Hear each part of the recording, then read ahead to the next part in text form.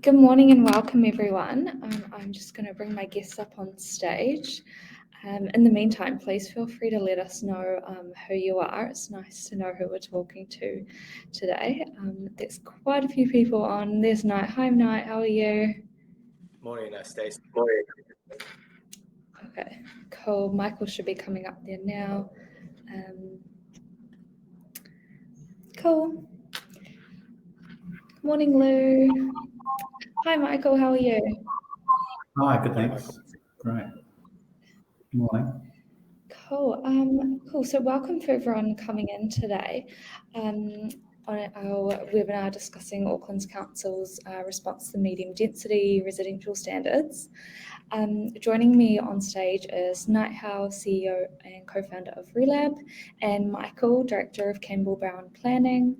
And my name's Stacey. I'm the Content and Social Media Manager here at Relab. Before we get into things, I will do a quick admin mention. We do have Lou, our CMO at Relab, in the chat. She can help you out with any tech issues or general questions about the webinar. And if you've got any questions for Michael throughout the webinar, pop them in the chat and we'll get to those at the end. And if you can't stay for the whole session or if there's any issues, you will be sent a recording later on. So don't worry about missing anything. And cool. So this is our second webinar with Michael now. Thank you for coming back on.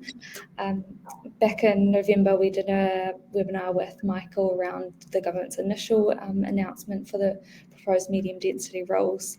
And now that brings us today where we're talking about Auckland Council's response to the medium density rules. So Michael's here to talk us through what those proposed rules mean and what they may mean for homeowners, property developers, and real estate agents. Cool. There's heaps of people on today. Cool. So just to start us off, Michael, what are the overarching objectives happening in the medium density space for those who aren't familiar? Sure. Hi, everyone. So I think it's important to just note that the consultation that the Council's recently released in relation to its proposed changes to the Auckland Unitary Plan are really a response to two elements. One is a response to the directives of the National Policy Statement on Urban Development, and that's principally focused around seeking to enable further intensification in and around centres and along public transport corridors. So that's one element. And then the second element is really responding to the Housing Enabling Act, which was promulgated by the central government last year and was enacted last year.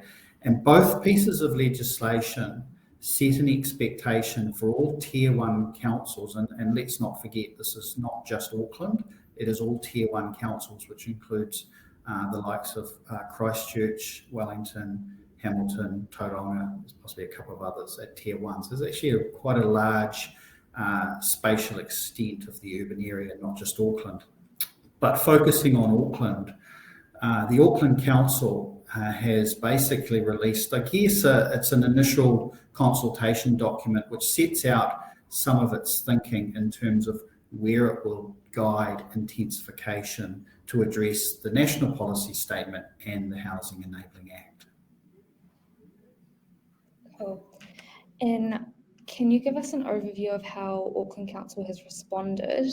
I think, Knight, this might be a good time to share your screen and show the Auckland Council GIS that they've released. Fantastic. Okay. Yeah. And yeah, as Michael explains, we can show that. Okay, let me just share my screen. Sure. So the council's responded in a number of ways, and if people are familiar with the council's GIS, they've actually developed a kind of a bespoke GIS page that sets out its preliminary response to the National Policy Statement and the medium density rules. Effectively, at a very high level, this consultation process is an opportunity for the council to identify those areas that it will potentially upzone, and we'll probably share that. Hopefully the clarity comes through on the presentation. And then secondly, to kind of set out what it considers could be qualifying matters. So both the National Policy Statement and the Housing Enabling Act give strong directives for councils to provide for intensification, but at the same time, it does provide for some exceptions, and those exceptions are called qualifying matters. And there's a list of criteria within both the Housing Enabling Act and the National Policy Statement that set out those matters that could be basically what we call qualifying matters, or basically exceptions where you don't need to actually give effect to the particular pieces, either of legislation or policy statement. And so examples of potential qualifying matters that the council has raised relates to things like the volcanic cone view protection control, which controls heights, and they protect views of the Maunga, for example, Mount Eden, Mount Albert. And so the current unitary plan includes restrictions on certain heights, and the council has identified that that qualifying matter will be retained. Other qualifying matters are things like the noise overlay near the airport at Manukau, sensitive ridge lines, designations where they're protecting, infrastructure such as transmission lines or motorway networks and things like that. Significant ecological areas that are subject to significant coastal erosion. So there's quite a range. One of the controversial or potentially controversial areas is how the council is dealing with matters pertaining to character. And most people will be aware that there are large areas of Auckland that have character, and the council has identified that certain elements of those character areas will be retained as qualifying matters. As an example, and if we could zoom into Parnell as an inner city suburb, and what the council has done is it has, as I understand it, gone through a site-by-site review of the character area, and some parts of Parnell they have retained as character area, and in other parts they are proposing to upzone that. So if we look at the moment, the plan that you can see, that actually shows the proposed changes. And if you can bring on the little dots with the blue, that shows the character areas that the council is proposing to retain. And then the red dotted area shows the character areas that the council is proposing to remove. And those areas where the council is proposing to remove the character overlay, and if we zoom in, for example, on Tauhanga Crescent, if you just move further south, you'll see that, for example, this is just one example, but in Tauhanga Crescent, if you were able to bring the screen up, Knight, the curtain that can oscillate between the current zoning, that's the one. So this is quite a useful tool for people to see, that you can use the screen to kind of show. If we go like Knight has, that is currently the existing, and that's now here. So that's the existing zoning, and if you scroll it back the other way, you'll get the council's consultation proposed zoning. So you can kind of see that in some areas will stay unchanged, but some areas will actually experience some change and further intensification. If we kind of zoom out at a macro scale, Knight, and just actually zoom quite a way out of the city, I'll just slowly come on. Probably is a good scale. If you, just to give you a sense of the, particularly the spatial change in terms of the zoning to mixed housing urban, if you scran to the left, Knight, so other way, sorry, unfortunately the clarity is a bit unclear, but it's sharpening up. You can see at the moment there's quite a lot of the isthmus is covered in what's called mixed housing suburban, which is the yellow. That current zoning under the current plan is kind of enables 2 levels. It does enable 3 dwellings, but it's a more of a suburban style of development. Now, if we scroll to the new unitary plan to the right, that's right, all the way, you will see very quickly that a lot of the isthmus is proposed to be rezoned to mixed housing urban, or a hybrid of mixed housing urban, because it will reflect the rules that are set out in the Housing Enabling Act. And those rules in the house, if you could leave it there, Knight, that's fine. Those rules in the Housing Enabling Act enable buildings up to 11 metres or 3 stories. They enable building coverage up to 50%. They enable quite a generous height in relation to boundary control, which is 4 metres and 60 degrees. They enable relatively generous setbacks of 1 metre side yards and 1.5 metre front yard setbacks, and an outlook control, which is sort of like a amenity outlook of 4 metres by 4 metres, which is, some of these controls are more generous than the current unitary plan. You can quickly see spatially that a significant part of this isthmus is covered. And if we look to the North Shore or to the west or to the south, the story is very, very similar as well. That, you know, a significant area of the Auckland urban residential zones will be upzoned to mixed housing urban. So that fundamental change, that is designed to address the Housing Enabling Act. In terms of the National Policy Statement on Urban Development, a lot of that development change is really focused around centres and providing for increased intensification around walkable catchments. And if you look at this plan, you can see that the little logos of the train stations, and you can see that around those train stations you have these black outlined areas which are basically walkable catchments. And the council has effectively identified that there's a walkable catchment of 1.2 kilometres from the city centre, which is in the core, that right down in the city centre, to 800 metres around metropolitan centres, and then I can't recall the distance around lower centres, but there are walkable catchments. And within those areas, the proposal is to increase the zoning to generally provide for THAB zoning at 6 levels. A lot of the THAB zoning is already provided around the centres, so in some cases some of the zonings won't change particularly, but some of the notable changes, I think, is the spatial extent of the THAB zone will increase around some of the centres, and the height will increase to 6 levels, which is the National Policy Statement Directive. Certainly, one of the other things that the council has identified, as I alluded to, is they have identified larger areas where they are proposing that there will be no change. And if we look at the Greylin and Ponsonby as an example, you will see that there are quite large areas where the council is proposing that the existing zoning will effectively remain unchanged. I also note that around some of the centres, if we look at, say, for example, the business strip that is Ponsonby Road, which is all zone business in the pink, which you can kind of see fronting Ponsonby Road. Thanks, Knight, you've clearly got that there. The council's proposing, if we add the height variation control, Knight, on the left-hand side there, and the management overlay. Height. Management layers.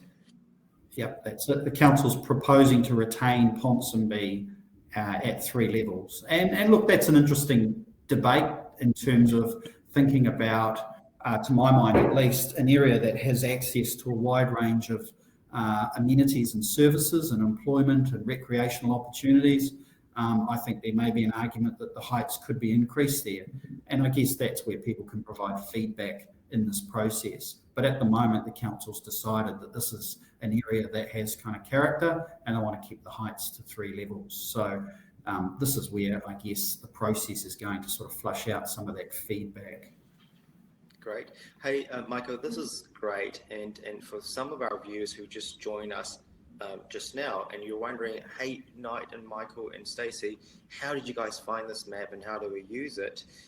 So you will be able to find this map, which is Auckland Council's proposed response to government's national policy statement in transport. There's a Transport Act or Housing. Michael? Yeah, that's exactly right. And just so people know, in the box you can put your own address and find out what's happening for your own site, if it's of interest. But the feedback closes this Monday, so it's informal feedback. And the steps are that this is an opportunity for people to provide feedback. The council is required to notify the plan changes on or before the 20th of August this year. So that will be the formal process where the council actually releases the final planning maps and the associated rules that will hang off the maps. Some of those rules we know because effectively in the mixed housing urban zone, they have to follow the rules that are put in the Housing Enabling Act. But in some cases, the THAB zone could provide for greater intensity and greater height. Just out of interest, Knight, if you zoom into, for example, into the St Heliers area. St Heliers around Mission Bay, there we go. Mission Bay. Just what the council has done in its proposal is around the coastal edge. They've proposed, and if you open to the actual proposal, you'll see, for example, around Riddell Road to the east there, that Knight's close to. If you go east and go up a bit more, please. You'll see that the council has proposed a 2-level medium density control at the coastal edge. My understanding is that's to deal with, I guess, the scale of buildings on the coastal edge. It doesn't prevent medium density, but it would enable a 2-level type development. And probably the existing mixed housing suburban. Right. So this is a good example, Michael, and I wonder if I can quickly ask some questions around that. So as Michael's saying, this was previously predominantly around Redoubt Road, what mixed housing suburban, a bit of single house. And in the new proposed plan, some of the mixed housing suburban has been upzoned to mixed housing urban, but around the areas you will see this mesh sort of colors, right? You'll see the this kind of yellow and brownish sort of mesh colors. And if we go to, I think, this legend, the zoning map, and if we go zoom down, and I look at under residential zones, now there have been 2 new zoning types being created. One is called 2-story single house dwelling in residential area, which is kind of this color here. And the other is a 2-story medium density residential area, which are these. So are you able to give us a bit of overview of why those 2 and what are they? What are the implications, please? I guess I think they are influenced by qualifying matters. And so typically the council has said, well, everything's going to be zoned mixed housing urban because that is the directive of the Housing Enabling Act. But in the case of the white area with the brown diagonals, that's basically a holding zone that reflects the view that the council considers that there are qualifying matters that mean that this area is not suitable for development. And if you click on that, you'll actually see, and you click on a site, which you did, it actually brings up the property, it brings up the proposed zoning at any management layers, and in this case, it brings up the qualifying matters. And in the case of this area, they've identified that this area has some significant ecological areas and some coastal erosion. And so they've determined that this area, because of the qualifying matters, is not suitable for the mixed housing urban zoning. And so they're basically using the single house as effectively a holding zone. So I would look at those areas in terms of the council's current proposal as a status quo, no real change from the current situation. Generally applies to this other. This applies to the 2-story medium density as well. There's a subtle distinction, I think, and look, this is my view. So I think that the mixed housing suburban 2-level is still envisaging some level of intensification because it is still enabling medium density housing, but they're specifically reducing height to 2 stories rather than 3 stories. And my understanding is the reason they've done it in this context is because they don't want 3-story buildings near the coast because of the impacts on the character of the coast, as I understand the rationale. There are other areas that are identified as 2-story medium density that are not on the coast. For example, in the airport overlay area in Manukau, there's some medium density. But I guess those are the exceptions to the rule. I would suggest that probably, eyeballing it myself, 80% of the isthmus has been upzoned to the mixed housing urban overlay. And you can kind of see some of those areas. The other couple of things just to point out for people is, as part of the consultation, if we zoom out again just to the wider view, the council has excluded a kind of corridor that runs from the city centre all the way to the Auckland airport, and that's basically the light rail corridor study area. So they haven't actually identified the zoning in that area yet. I imagine it will be addressed when the plan change is released in August, but at the moment it's kind of basically under investigation. Right. Other areas where the council has not identified any new zonings are within what's called precincts, and there are a range of precincts which tend to be larger development areas that are subject to master planning and are subject to a specific and bespoke set of rules. So examples include Hobsonville or Flatbush or Red Hills, to name a few. Those areas, the council is basically, and there's an example, that's Scott Point, which is a big urban area, and the council's basically still under investigation. So they haven't kind of, if you like, shown their card on where they see the zoning heading there. I think if you followed the normal principle, you would expect that some of that area would be upzoned, but maybe around the coastal edge, the similar principle of 2-storey medium density housing would probably follow in that location. Right. And looking at a few of these examples, I think some people might be thinking, is single house zoning as we know it now no longer going to exist? My sense is for some qualifying matter areas, single house zoning will still stay, or at least a very similar outcome in terms of the outcome sought. So if we zoom into sort of your Ponsonby, Grey Lynn area, for those areas where the council is currently proposing that the 2-storey single house dwelling area, which is the white with the brown cross-hatching, my understanding is, those areas will be largely unchanged in terms of the rule and policy framework. It will effectively be the status quo. And essentially the council is saying that those areas, the character areas, the value of those character areas outweigh the benefits, if you like, of delivering medium density housing. I understand, the council, as I understood it, went through quite a detailed site-by-site assessment of these sites, and they've kind of provided a ranking, and basically if the percentage of individual properties scored either a 5 or a 6 in a special character area, and it was within, that the area was 75% within a walkable catchment or 66% outside of a walkable catchment, then that was the rationale for why some areas were included and some areas weren't. We haven't seen the detail on that, but I think that was the methodology. So that's why you can see some areas the council have excluded. And there are some obvious areas. Now, we touched on Parnell. If you go and have a look at, for example, a lot of Parnell, it is a character area, but it's actually been quite compromised architecturally, and it's quite an eclectic architectural style. So some of those areas where perhaps the architectural style is not consistent, those areas have probably been let go, where areas which have demonstrated or displayed perhaps a more consistent architectural style in a street, then the council, I think, has tended to maintain those areas as a reflection. Now, there's a debate here in terms of people's opinions, but that's where the council's landed. Cool. And how big of an impact do you see this making on Auckland's future landscape?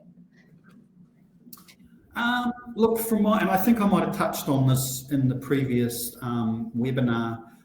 I personally think there's two things. One, yes, it will free up sites for further development. So, it's purely in supply terms. It is going to mean that other sites that maybe had less opportunity for development now have more opportunity for development. So I think that is going to be an outcome.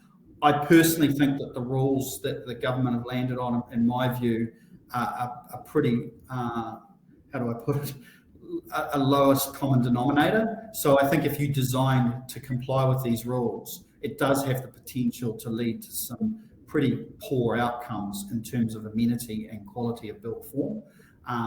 And look, perhaps, the market might respond in certain areas and that will be fine. But in certain areas that are perhaps less affluent, I think there is a risk that you do get some pretty low-grade housing here, cheek by jowl. And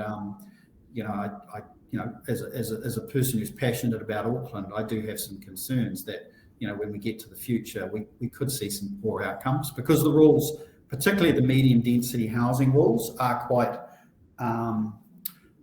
generous and potentially allow amenity outcomes that I think could be quite undesirable. I would make the point that in the medium density zone, 3 dwellings are permitted, but 4 or more dwellings would be subject to a resource consent, and I would expect the council would retain some control over amenity outcomes in terms of ensuring good quality built form, or reasonable quality built form at least. Cool. And what does this mean for, say, homeowners where their zoning is changing quite significantly? What does that mean for them? I guess there's 2 things. One, they might be on a site that suddenly couldn't be developed if it was previously single house, and it can be developed. Well, that potentially has an uplift. I couldn't really advise on the value uplift on there, but there's a few real estate agents in the room. I'm sure they could comment on that. But if you've suddenly got a site that you were only allowed 1 dwelling and suddenly now you can have 3, and it's a good area, close to amenities, then I think there would be a value uplift for some of those properties. I guess the counter to that too that people need to appreciate is that neighbourhoods will change. And so, what you can do, your neighbour will be able to do. So there will be some changes to neighbourhoods that will change the character and form. And, in many respects, in my view, that could be really positive, because, we're looking to, free up land and make land available for the well-being of the community in terms of additional housing in areas where, hopefully there's good access to amenities. But there are some consequences of growth. Yeah. Hey, Michael, that's a really good point, and that led me to bring up or refer to something that I read recently. So this was from Urban Lies, which is a urban planning magazine out of LA, and I'm just looking at this article here, which I think there are similar parallels, because for those of us who may be familiar, I think LA City has recently gone through a very similar exercise where a large proportion of LA, which used to be just single dwelling, now there are multi-dwelling potential on large suburban LA, because we all know how bad traffic is in LA. So they've had their planning changes last year, and as a result, the planners and architects and developers in the West Coast are also discussing what challenges and what opportunities that brings. So can I just quote one paragraph from this article and get your comment on it? The urban fabric benefits high density housing. The increasing units and lower parking requirements allows for more options for future urban infill developments in LA. High density housing performs well at pedestrian scale and can be realized on a single parcel instead of an aggregation of parcel sections. The resulting streetscape is finer grained, more tailored to the neighborhood character, and better overall pedestrian environment. This cohesive urban experience is inherent to the design, not reliant on code or form-based prescriptions or city planning feedback. So do you have any comments or feedback on this sort of conversation that's happening in sort of? Yeah, well, I guess what you've got there, Mike, is, to what extent can standards, which is what the government's put through in terms of the Housing Enabling Act, where you kind of standards, and it's almost, you're built to your height, to boundary, your coverage, your setbacks, and your outlook controls. And you can design to that, and you can be fully complying. So in the eyes of the legislation, that's a good outcome. But architecturally, that can be a poor outcome. And what's tended to happen, and particularly in the precincts, and as I noted, a lot of the precincts are under review, a lot of them are master planned areas. And a lot of them are subject to consents. And part of that is around the qualitative outcomes. It's really hard to write rules for good quality urban outcomes. Those types of outcomes are quite iterative in terms of working with architects and urban designers to look at the particular land use, look at the context of the environment, and come up with a master planned approach. And we can point to examples which, to my mind, are very successful. If people have been to Hobsonville, people have been to other areas around Auckland, Wynyard Quarter, for example, those areas, they do have rules in terms of standards, but they are very aligned also with that, urban design approach in terms of master plan and that qualitative outcome, making sure that buildings are built with good materials, interact with the public realm, have a diversity of architectural styles that add sort of vibrancy and interest to an area. And also then work concurrently with things like parks and amenities, commercial activities and the like. I mean, those are the successful examples. And ironically, if you look at a place like Hobsonville, what that means is they're highly attractive to future residents. And I think one of the risks we have with this process is creating a lot of housing in areas which perhaps doesn't have as good access to amenities. And so, to my mind at least, for a well-working urban environment, you need a combination of everything. It's not just about housing, it's about employment, it's about education, it's about public open space. And it's a bit of a cliche, but it's that kind of live, work and play type of environment. And that's what people find attractive rather than necessarily dormitory suburbs. So I think that is a risk in terms of this process. And if I could touch on one thing that is going to be one of the biggest challenges facing Auckland is the lack of infrastructure. And that can be infrastructure dealing with servicing, both in terms of stormwater, wastewater, transportation, but also in terms of those amenities that hang off urban areas in terms of schooling, parks, community facilities, commercial employment opportunities. And so housing is one part of the puzzle, but actually to deliver a well-functioning, compact urban environment, you've kind of got to look at all of those. I absolutely agree with you, Michael. I shared with some of my friends on LinkedIn about our webinar today, and there's one person who can't make it today, and he asked if I can ask you a question, and his name is Nathan Pont. He said, which goes along the lines of what you're touching on. Can you ask how areas such as the Whangaparoa Peninsula is having the zoning change, yet until 5 years' time, when the pen link becomes available, there will only be one way in and one way out. Will this alter the type of developments Auckland councils will allow, since the previous unitary plan has the majority of it for single housing?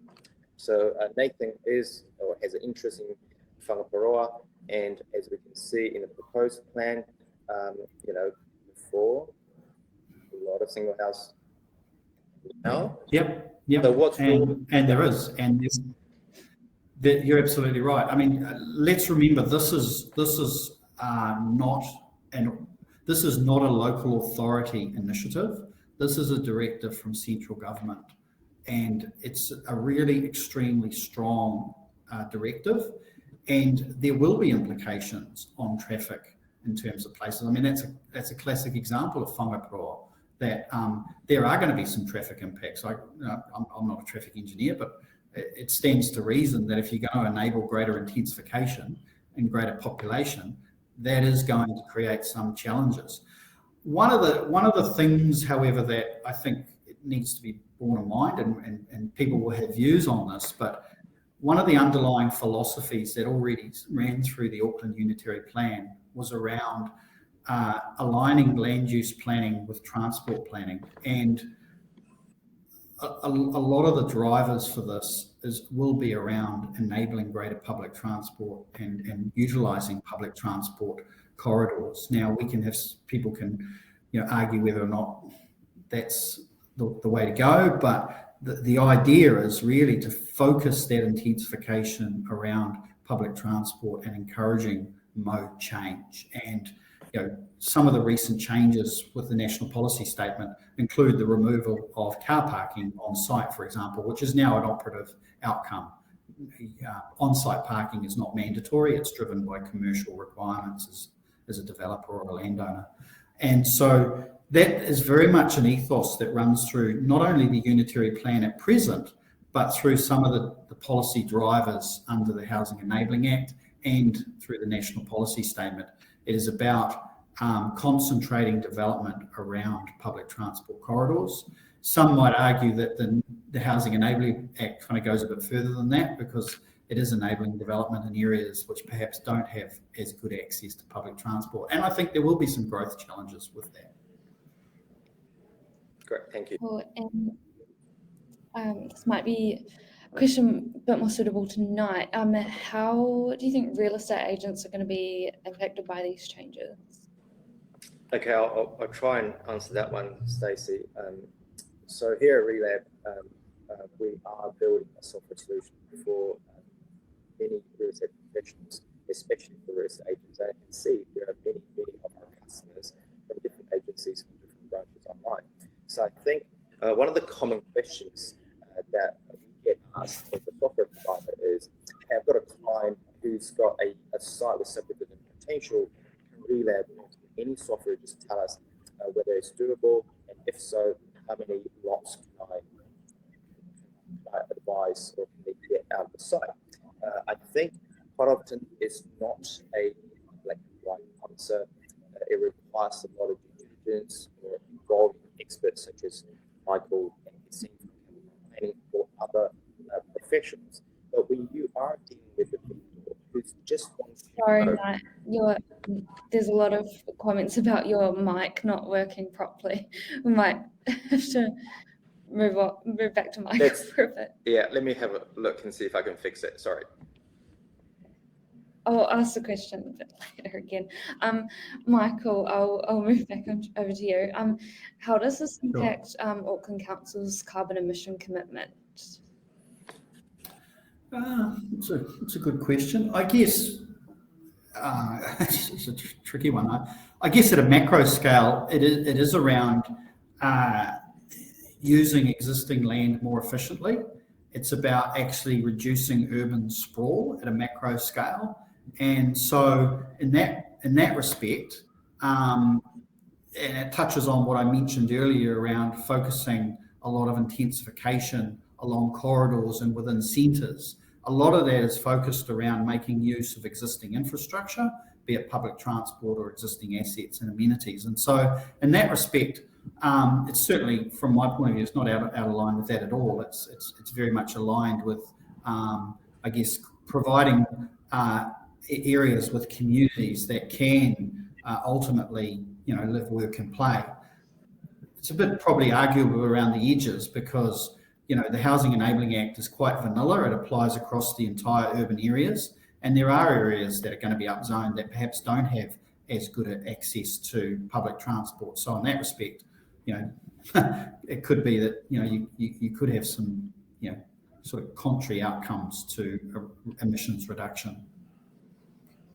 But I think if you stood back at a macro level, at the wider level, I think it's all around generally aligned with that outcome. Yeah.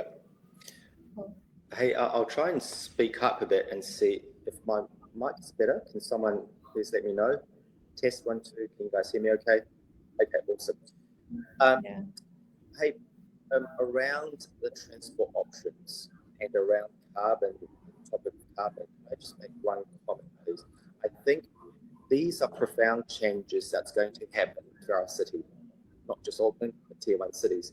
And as a result, different type of communities and streets and houses will be built, and some of them will not have good car park options. I think this will also potentially encourage new technology and new business models. If we think 10 years ago, there was no e-scooters, there's no bike sharing, there are less people on bikes or e-bikes than there are today. So I think potentially there will be new innovation or new business model that comes up as well. If I think of the business Parkable, right, they're a successful business that's utilizing underutilized resources, which is, driveways in front of people's houses when they are out working, and now they can provide affordable parking for people. So I think there will be, and we will increasingly see where there are pain points, there will be innovations and solutions and startups, other, innovative people come up with ideas to help solve that solution, problem. Yeah, very good point. I think we'll try go over some of the audience questions. There's quite a few here, so I'll try go back to the top.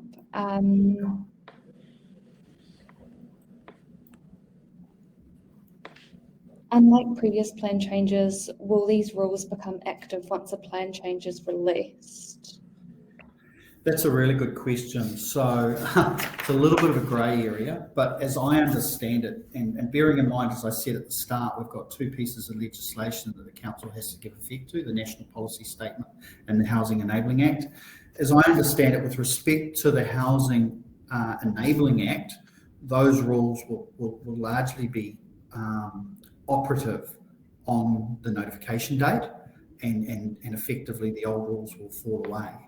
But there are some areas where that might not apply, where those areas are subject to qualifying matters or the like. So I think, there's a bit of a grey area there. And then I think areas that have been upzoned with respect to the National Policy Statement, then they're probably a little bit more off on the future. But it's a bit of a grey area how much. But as far as I'm aware and what I've seen, I think there's a section in the legislation that effectively says that the new areas that are basically established under the Housing Enabling Act, they'll effectively come into effect on the notification date, which is in August. Cool. And one from Robbie, what's your prediction for the speed of council applications being processed? Oh gosh, Robbie, that's a fantastic question. Given at the moment the council does have a bit of a backlog, they've been hit hard with things like COVID, and we have been in a bit of a boom. I think they already have a reasonable backlog, so that could be a challenge. I think the council's working hard to clear that backlog, so it may be that come August, there's probably a good turnaround. Bear in mind, of course, that if you can design your development to comply with the rules, it's a permitted activity and you don't need a resource consent. I would just make the point, though, that in the work we do, it's very rare that there isn't something that triggers a consent. And so while 3 dwellings complying with the standards would be permitted, there are a range of other rules that may get triggered for a resource consent. So examples could include earthworks, could include works where your site has an overland flow path. It could be to do with traffic infringements or work on, the site fronts an arterial road or defined road boundary. It could be a range of other little technical triggers that trigger a consent. So a lot of people have come to me and said, wow, we'll be able to crack on and get a consent. But in my experience, there's always a little trigger there. That being said, they would probably be, all things going well, they'd probably be low-hanging types of consents. Cool. And from Scott, am I right that the implementation is immediate once finalised in August? I've touched on that. I think for the changes, some of them will be, particularly around the Housing Enabling Act with some provisos. But some of the changes under the National Policy Statement, particularly around centres and walkable catchments in terms of additional heights and things like that, and maybe the THAB zone, I think some of those will be still going through a process. They won't be fully operative on day one. Cool. And there's so many questions. From David, have they factored in the lack of stormwater and wastewater infrastructure and on-site connections in so many places? Or is this going to be a problem if the neighbour will not agree to connection when it exists on their property? Look, it's a really good question. The legislation does talk about significant infrastructure constraints, but from what I've seen, there's not a lot of areas have been restricted on that basis.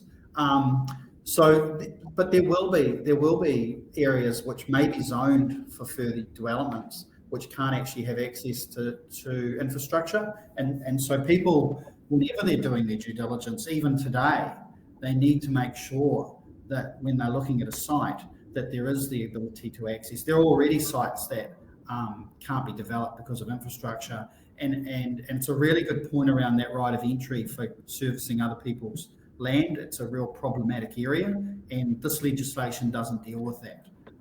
If you want to get access through someone's land to access a stormwater pipe, you either have to negotiate with that person or rely on the Local Government Act, which is a pretty tortuous process. So unfortunately, those things don't go away. The zoning's enabling, but it doesn't get you away from necessarily having to satisfy yourself that a particular area has access to infrastructure, and a lack of infrastructure could be something that prevents you giving effect to the rules. Yeah, I think that answers Nicola's question as well. Do you think that sites that are difficult to develop will be easier through these changes? So I think that's the Nicola as well.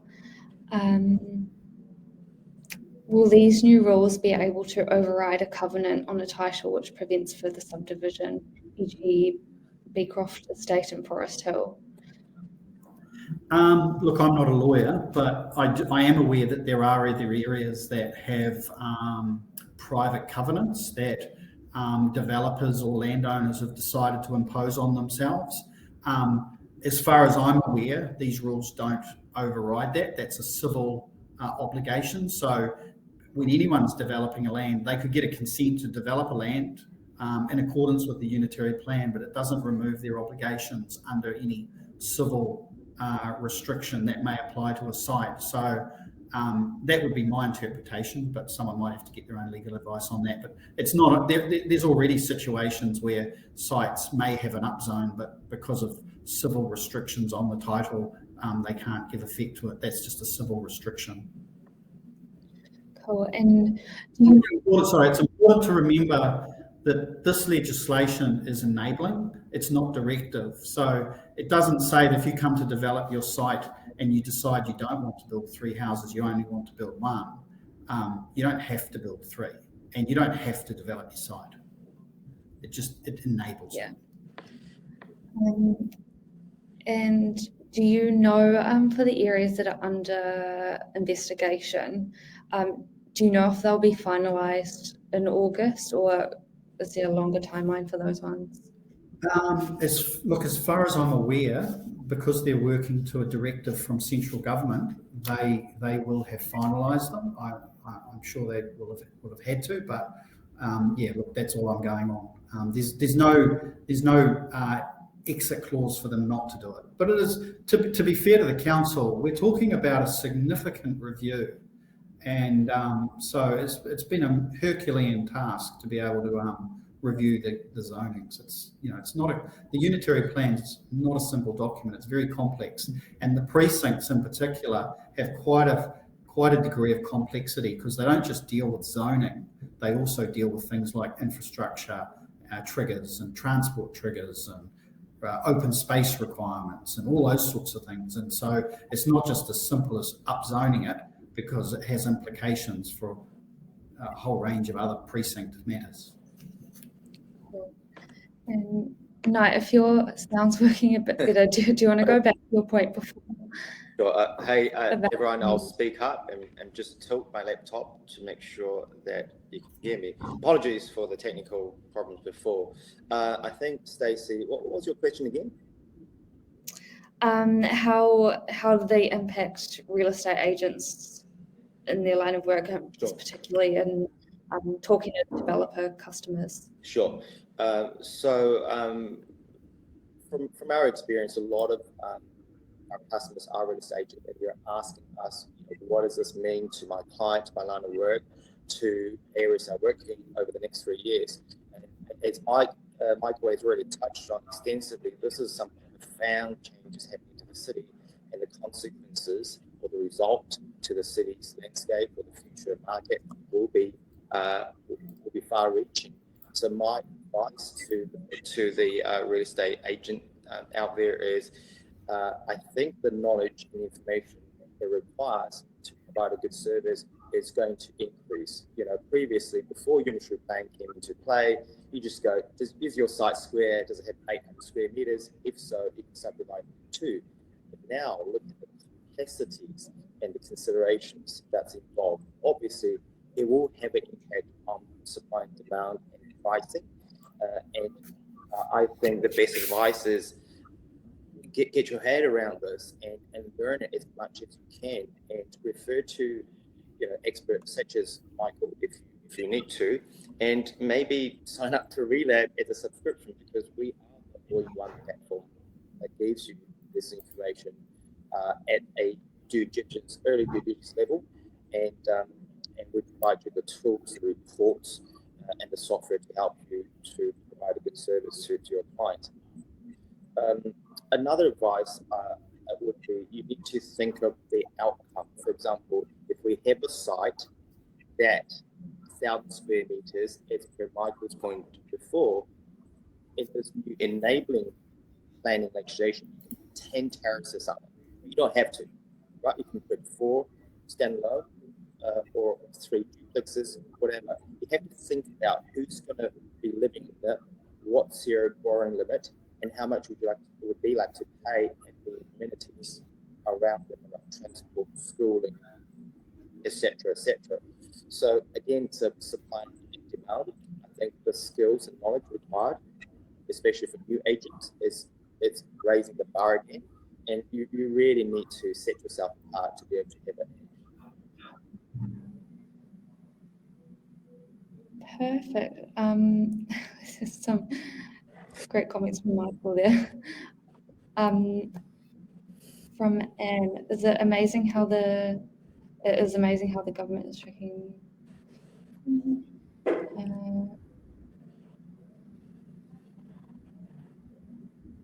I don't know if there's a question there actually. It's amazing how the government is tracking this plan is overriding the UP that was carefully planned. I don't know why the councils are not pushing back on it.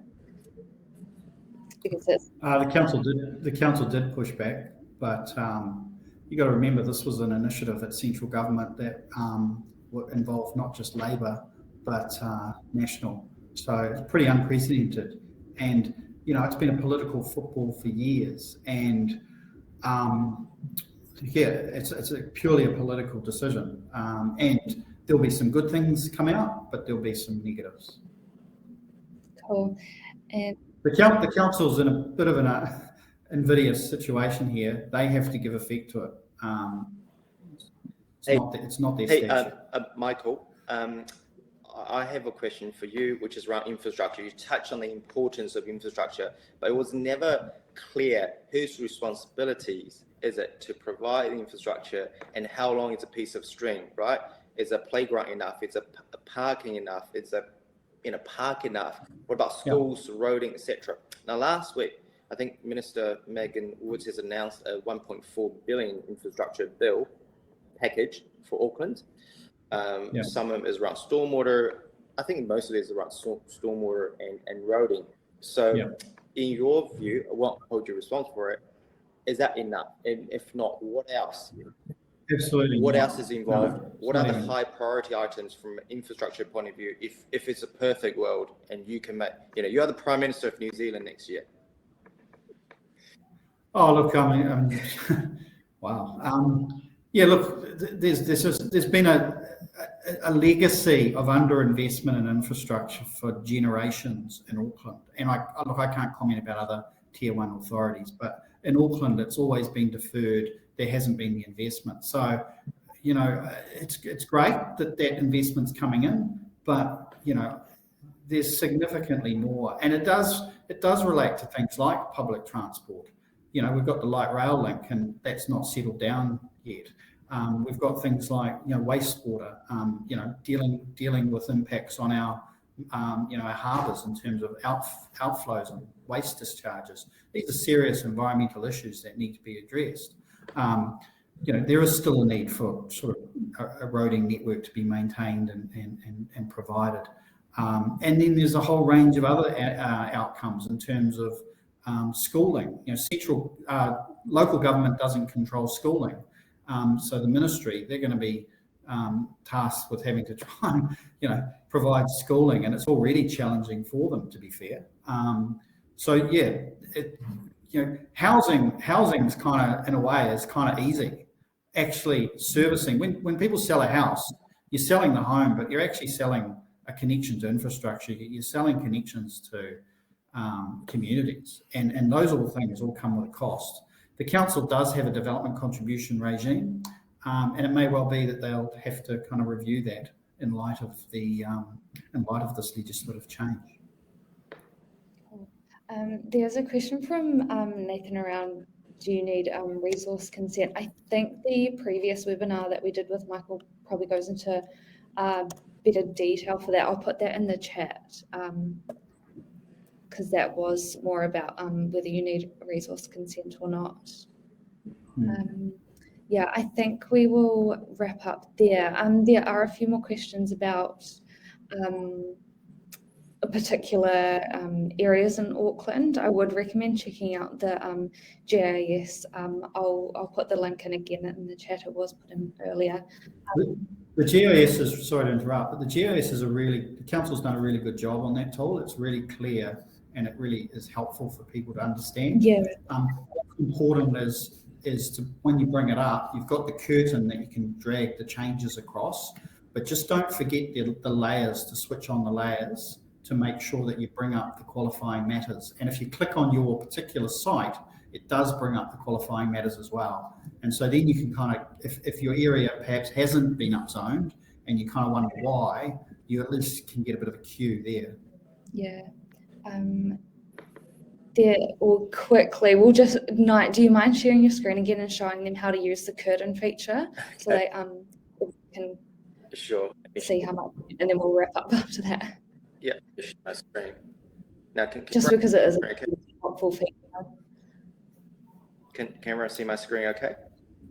Yes. Okay, so first of all, where did I land here? I went to the normal unitary plan map, and on the left-hand side, there's a link to this response, preliminary response viewer. So you click on that, and then there's another link that says map, GIS map. This is where we landed here. So once we're here, can you guys see there's a little icon just underneath the search bar? So this is what I clicked to bring the curtain up. You click on it once, you have the curtain. You click on it again, it disappears. So this little sliding bar is where I brought up the curtain. And once the curtain is here, you just move your mouse and you just drag and slide. So when you slide to the left, this is the plan as we know it today. When you drag it to the right, this is a new proposed response to the NPS-UP National Policy Statement on Urban Development. So I agree with Michael. The council has done a great job with building up this tool. So spend time in it, maybe watch this recording video again, and get your head around. So these are the legend, but what Michael was talking about are qualifying matters. This is where you'll find special character zones, notable trees, volcanic view shafts, high sensitive areas, so on and so forth. There are about 30 of them. Cool. Perfect. Thank you for that. Cool. Thanks for everyone for coming along today, and a huge thank you for Michael for coming on and explaining all that. Yeah, we'll see you at our next webinar. Thanks. Thank you, everyone. Thank you. Bye-bye.